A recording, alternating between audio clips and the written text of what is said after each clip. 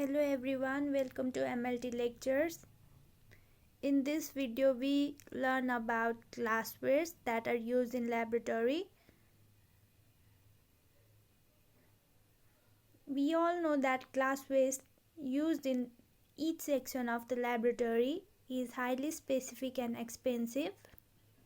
It is very necessary to handle with care and to avoid accident in lab. There are different types of glasses and glasswares we use. We will look all this in detail. Before moving towards the lecture, please like and subscribe the channel.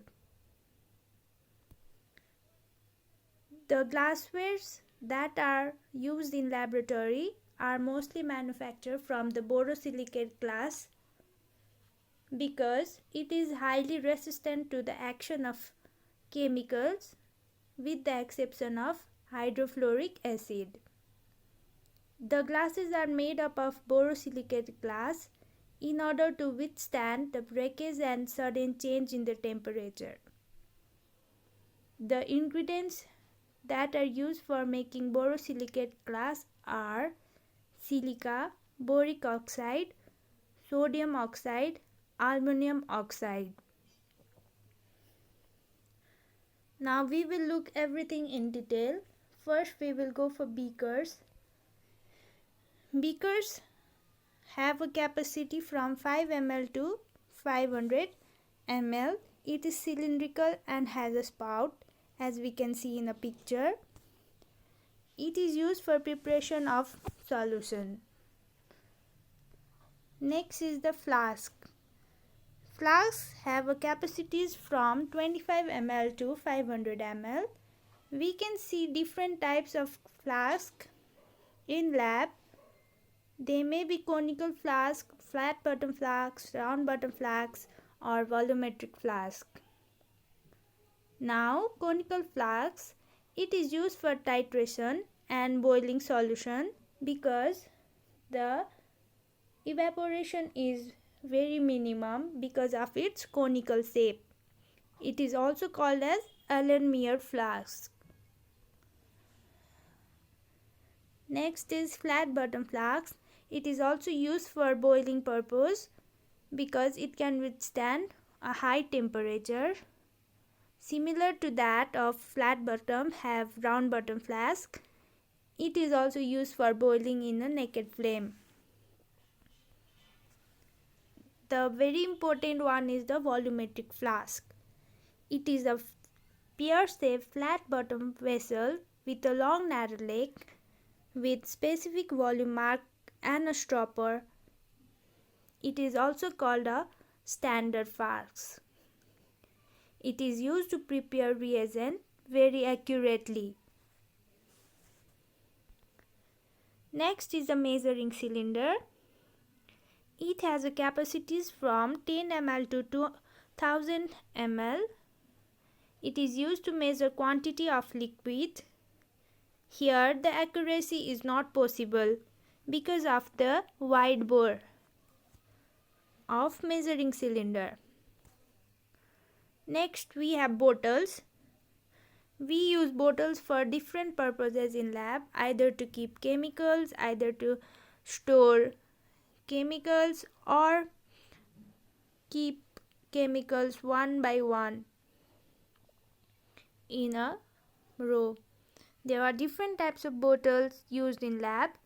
They may be reagent bottles, screw cap bottles, Wittgenstein bottles and drop bottles.